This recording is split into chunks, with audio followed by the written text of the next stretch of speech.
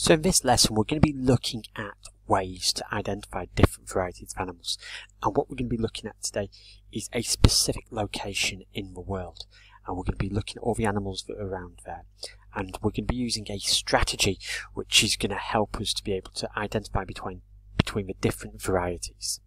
So this is the location we're going to be looking at in today's session. Now there's thousands of different species of animals in rainforests all around the world, and you can spot these by the green colours, so you can see that they follow that middle of the earth, so sort of around the equator between the tropics, and we can see that we've got some in South America, some in Africa, some in Asia, and we're going to be looking in particular at the Amazon rainforest, possibly the most famous and definitely the largest of all the rainforests. So my first question to you is, which continent is it in? Is the Amazon rainforest in Asia? Is it in Australia? Is it in Africa? Is it in Europe? Is it in South America? Or is it in North America? So pause your video, have a little think, and then let's see whether you're correct.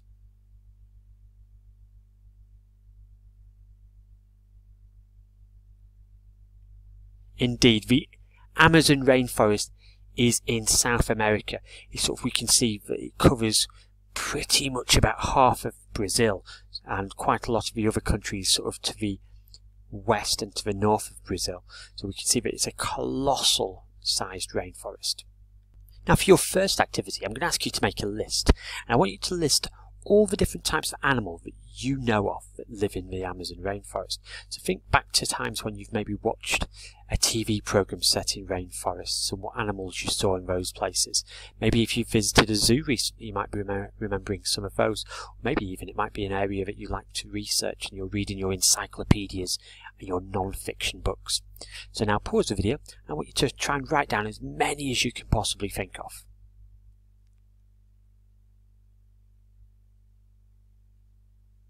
So our first type of animal, our first variety, is a mammal. And mammals are vertebrates, which means they have a backbone. They are covered in hair and breathe air through their lungs. And the females, surprisingly, produce milk, and this is what they feed their young on in the earliest days before they develop to being able to eat more solid food.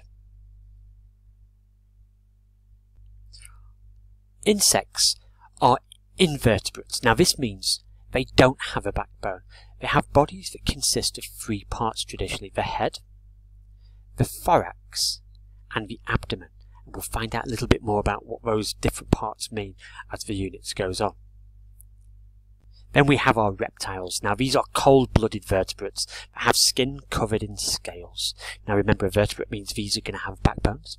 And cold-blooded means that they need to be in the sun to heat themselves up. So their blood sort of sticks around the temperature of what is around them, unlike humans, for example, where we actually stay quite warm when it's really cold outside. It takes a while for our blood to cool down because we are hot-blooded creatures, as opposed to reptiles that are cold-blooded, and they rely on that heat from the sun to keep them at the right temperature. We have amphibians, and these spend half their time in water and half their time on the land. So they're sort of a mixture between a land dweller and a water dweller.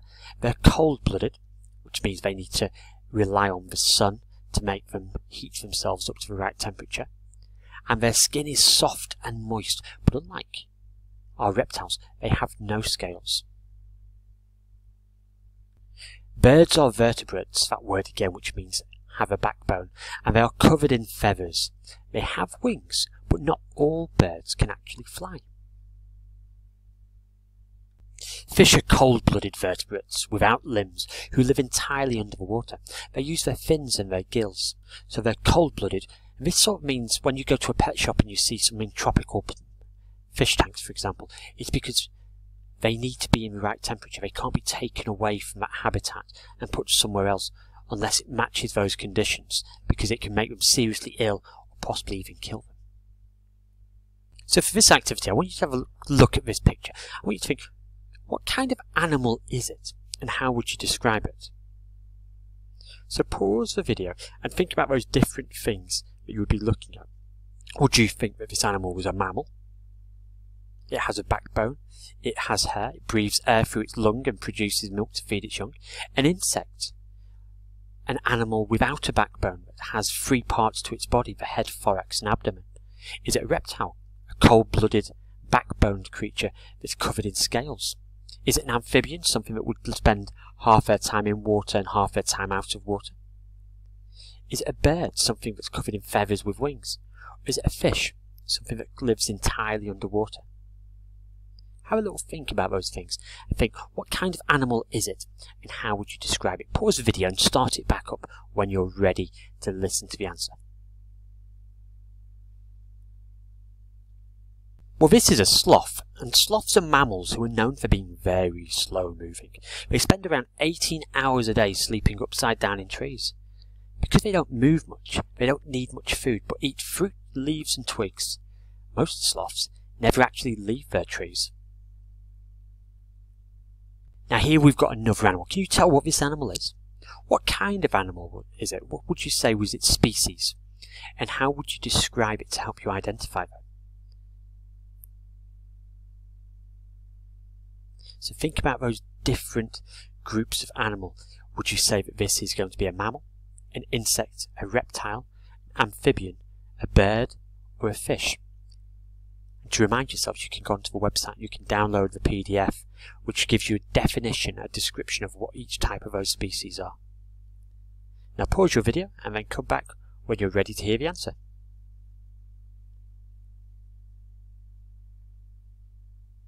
So this is a jaguar. Jaguars are mammals, which means they have backbones and they're covered in hair or fur. And they can grow to around 2 meters in length and 90 centimeters in height. Jaguars are famous for their beautiful spotted coats, which allow them to hunt in grasses and trees without being seen, allows them to be camouflaged. Jaguars spend most of their time on the forest floor, although they do climb trees to hunt and sleep. They eat almost every type of animal, including mammals, reptiles, fish and birds. That's what makes these an apex predator. And what about this animal? Do you know what this animal is? What kind of animal is it? Which group does it belong to? And how would you describe it to help you work out whether it was that group? So have a little ponder of those, pause the video, and then you can begin again when you're ready to hear the answer. Now this is a toko toucan, and it's a bird which is famous all over the world for its large, colourful beak. The toko toucan uses its beak to reach fruits on branches and as a weapon to deter predators, things that are trying to attack it. They nest in tree holes and usually live in flocks of around 6 birds. Toucans can be very noisy. And what about this one? Do you know what this animal is? Which group would you say it belongs to? What kind of animal is it? And how would you describe it to prove that you're correct? Pause the video and start again when you're ready to hear the answer. So this is a spider monkey. Spider monkeys are mammals. They have long arms and prehensile tail. This means that their tails can grip to make climbing and hanging from trees easy. They use them almost like an extra hand. Spider monkeys live in the rainforest canopy and eat fruits, deep nuts, seeds and bird eggs. They are social and live in large groups, and their average lifespan is 22 years. And what about this one? Do you know what this animal is? What group does it belong to? What kind of animal is it? And how would you describe it? Once again, pause the video and join us back when you're ready for the answer. So what we have here is a leafcutter ant. Now leafcutter ants are insects and live in huge colonies of between 3 million and 8 million ants. They have very powerful jaws which they use to cut down leaves. However, they don't eat the leaves. They carry them back to their nest to use as a compost to create a fungus. Now this is what they actually feed on. Leafcutter ants are extremely organised, and each ant in the colony has a specific role. Some guard the nest, which can be as wide as 15 metres, and some gather plant matter. Some look after the young, and there is one queen ant who lays all of the eggs for the colony. So do you know who this animal is? What kind of animal is it? What species does it belong to? And how would you describe it? Pause the video, and when you're ready, we'll look at what the answer is. Now this is an amphibian called a red-eyed tree frog. Their eyes are used as a defence mechanism, When they close their eyes, their green eyelids help them to blend in with their surroundings like a camouflage. If they're approached by a predator, they open their eyes, and this will surprise the predator, giving the frog a moment to escape. These frogs live near water so they can keep their skin moist, but live mainly in the forest. Sometimes they live in a plant called a bromeliad, which collects water in small pools. This allows them to stay in the rainforest rather than needing to go about 50% of the time into the water. So here's another one of our animals. Do you know what it is? What kind of animal is it? What species does it belong to? And how would you describe it? Have a little think about these while you pause the video, then come and join us when you're ready to hear the answer. Now this animal you see before you is a green anaconda. It is a reptile and is one of the largest snakes in the world. They can grow to nearly 10 meters long and 30 centimeters in diameter. Now to give you an idea of 10 meters, look around you right now and look at a door. That door will be about 2 meters high. So your snake is going to be 5 times higher than that door. Now green anacondas are part of a boa family of snakes. They're not poisonous, but instead they kill their prey by grabbing them with their teeth. Then they wrap themselves around their catch to suffocate or crush them. They spend most of their time underwater, but sometimes hunt in trees or on the forest floor. So we've looked at different animals and we've put them into their groups, but one way to identify unfamiliar animals is to use something called a branching database. And these use a system of yes or no questions, a little bit like Guess Who, to help you to identify things by looking at their characteristics. So if we look at this animal here, we can start thinking about how we would actually be able to identify what animal it is by a series of yes/no. So what we're going to do is we're going to have a look at one of these branching diagrams and see whether we can identify what animal we can see in front of us now. So for this branching diagram, we're going to start at the top. We're going to start with the first question. Does it have fur? And of course we look at the picture. Yes, it does. Does it have a tail is our next question. Looking at that, I don't see a tail, so I'm going to say no.